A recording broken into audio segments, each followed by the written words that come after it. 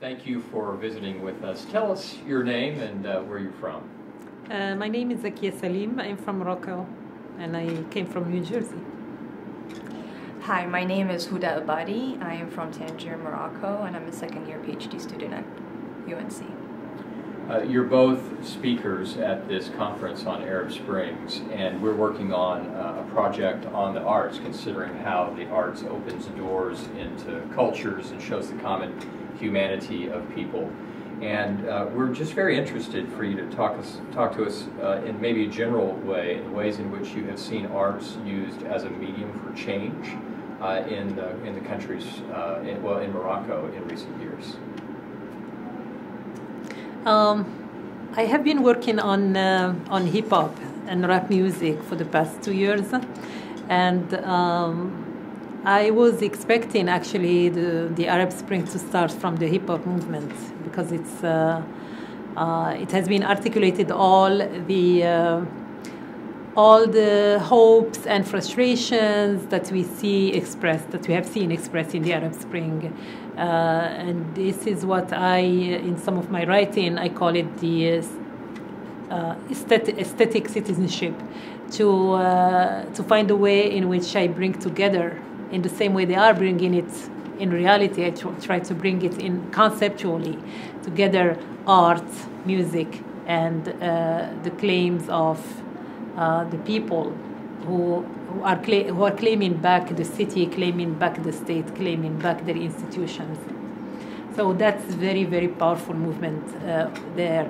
And one of the icons of the February 28th movement in Morocco is Muad al-Haqid, the Bitter.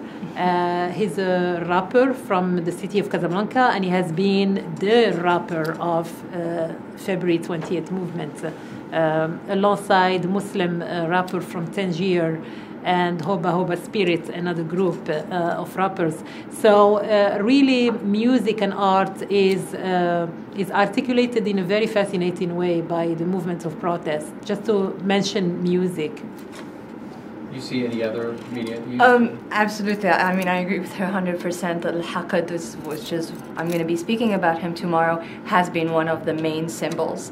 And the movement even uses his music to get the people out in the streets. So there's a huge demonstration actually tomorrow in Morocco, and there's a new song that he just came up with that says, "I'm sorry, Mom, but I'm going down the streets again." So music is a huge role within the movement, and the February 20th movement also uses performativity, which was something kind of new. So when there were all these uprisings and the government said that there might be some chaos happening in the streets, the youth demonstrated in front of the parliament using body performances, and they called it Freeze for Democracy. That's something that I have not seen before in the Maghreb region. I mean, it was the first time I see performance within the body. And you could also see the efforts in terms of which slogans are going to be used and which ones are going to be powerful. So the use of different dialects, Berber, the use of Darisha, which is the Moroccan dialect instead of the classical Fusha Arabic, are also incorporated within the arts. And of course, there's graffiti as well. What are some of the slogans that have been powerful in the movement? One of the slogans is they have been very. Morocco for me is a very interesting case because it's so divided. The public is so divided. So the movement has to be very smart in terms of trying to get people to join the movement that are in the between. So they have used the emblems or symbols that the Moroccans know and recognize from the state, but change the slogan. So one would be "Much farsh bledi," which means "Don't steal my country," which was, or I don't know if you can think of. Well, I think this "Much farsh bledi" is a subversion of a slogan that was kind of promoted by the state after the Casablanca bombing attack in 2003. And the slogan was said, "Ma tqish bladi," don't touch my country. So here they are subverting it and kind of just changing few letters in the word to make it much farsh baladi, which is don't rob my country. But another powerful way in which actually the Tunisian revolution started was by poetry, and Houda Spirit, who is these rappers in Morocco, and that's their name, Houda Spirit.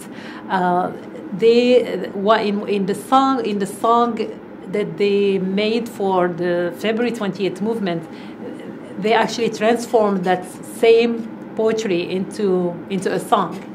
So they are singing the poetry in their song as a means to articulate Pan-Arabism in different ways, which is Pan-Arabism of revolutionary Pan-Arabism now, and at the same time to use art and poetry as a place in which to to protest, to kind of frame a movement of protest. Yeah. I'm sorry, I'm smiling because I can't help but think "Don't touch my country" and "Don't mess with Texas" is coming to mind. It's just kind of the same feel almost. You spoke of aesthetic citizenship. You I'm going to say something and about are there it. any other ways in which you see that happening? I saw it happening. First in there is a dispute in Morocco over festivals, music festivals and art festivals, with the state supporting the creation of certain festivals in certain cities that are heavily sponsored by the state, and with the hip hop movement, which is really considered as like the first. Probably a leading case. Morocco is a leading case in terms of hip hop and rap in the whole Arab region, but also we have the very first, biggest, largest festival of hip hop on the continent, on the Africa and the Middle East, which is a yearly festival that started really by a group of artists and young people who started that festival as an initiative, and also to counter the state festivals in which certain so-called organizations, NGOs, but they are really working very close to the state, invite artists from all over the world and of course pay a huge amount of money in currency to those artists. So the artists in the Boulevard, which is the name of the yearly festival, Boulevard, decided we don't need to bring people from outside and pay them. We have to create our own festival, our own icons, our own music. And it has to be 100% Moroccan, and then we'll be the ones who are invited abroad, which actually is happening. A group like Ashkain, somebody like El Big, these are really now big names on the hip hop scene. The other thing that probably, I don't know if you want to mention something about it, but I saw on Facebook of the movement that they are creating something called Festival of Resistance. Mm-hmm. The Festival of Resistance. And in the Festival of Resistance, it's again a response to the state festivals. And the Festival of Resistance is all about art, artistic expressions of resistance. So it's really a place in which people who are coming up with a counterculture are going to express themselves in various ways, in graffitis, it's going to take place in Rabat. It's on Facebook. I mean, if you go on Facebook, you'll find the flyer. You'll find One final question. I'll Sure. start with Houda. We've asked some other people this, and we've had some fascinating answers. What would you say to young artists that might see you talking? What would you say to young artists about how they use their art in light of what you've learned with what's happened in Morocco?